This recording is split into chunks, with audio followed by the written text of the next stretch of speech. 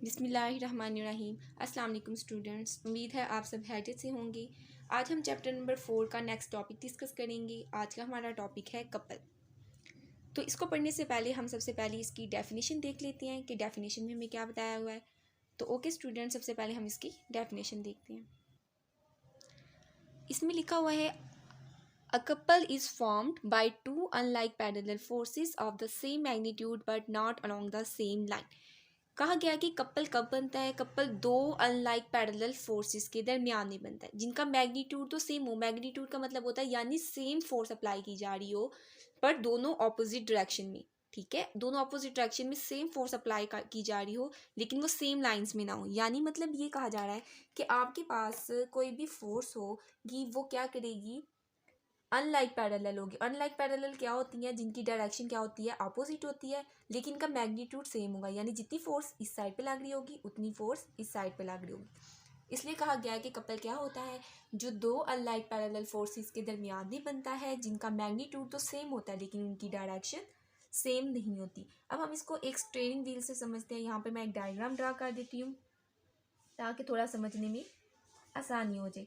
ये हमारे पास सपोज कर लें आप एक स्टीयरिंग व्हील है।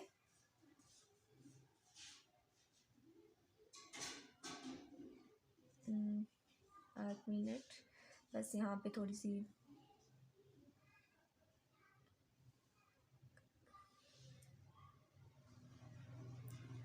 सपोज करें हमारे पास गाड़ी का एक स्टीयरिंग व्हील है।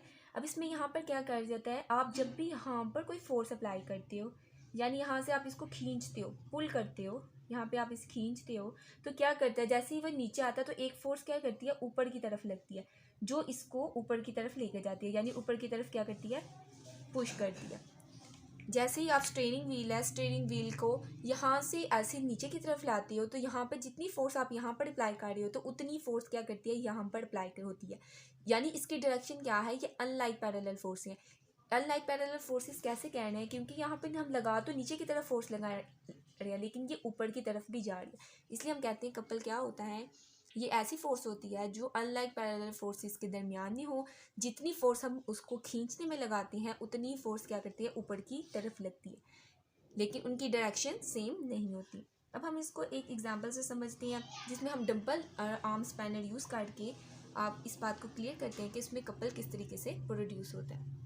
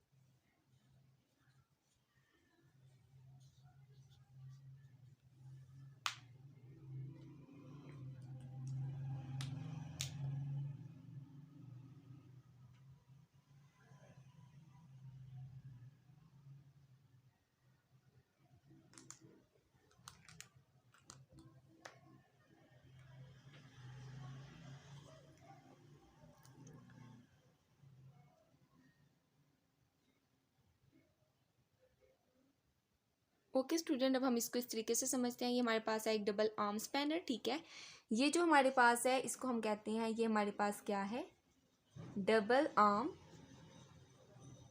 स्पैनर। ठीक है, अब यहाँ पर देखिए जैसे ही हम यहाँ पर फोर्स लगाते हैं तो ये वाला यहाँ पे जो दूसरी साइड होती है इसकी ये ऊपर की तरफ जाती है। तो अब हम देखते हैं इसमें टॉर्क किस तरह प्रोड्यूस होता है। अब हम यहाँ पे लिख देते हैं total torque total torque of the couple.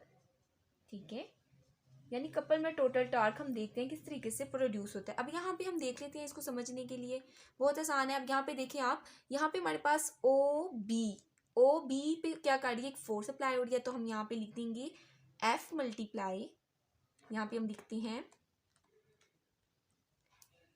F multiply O P plus का साइन क्यों डाला, क्योंकि उतनी ही फोर्स क्या कर रही है यहाँ पर प्रोड्यूस हो रही है, पर उसकी डायरेक्शन क्या है, अपोजिट। हम लिख देंगे F मल्टीप्लाई ओ ए, तो यहाँ लिख देंगे F मल्टीप्लाई ओ ए। अब देखिए यहाँ पर हमारे पास जोन्स है, F क्या है, दोनों में कॉमन है, हम यहाँ पे कॉमन लिख देंगे, तो लिख देंगे ओ बी प्लस ओ ए। अब देखिए यहाँ पे ओ बी और ओ ए, इन दोनों का जो डिफरेंस है वो कहाँ से लेकर कहाँ तक है, ए और बी पॉइंट से, तो यहाँ पे हम लिख देंगे एफ ए बी। हम इसको इस तरीके से भी लिख सकते हैं और ऐसे भी लिख सकते हैं एफ मल्टीप्लाई ए बी। यानी जो आपके पास टोटल टॉर्क कपल में प्रोड्यूस हो रहा है वो आपके पास किसकी इक्वल है, एफ मल्टीप्लाई ए बी।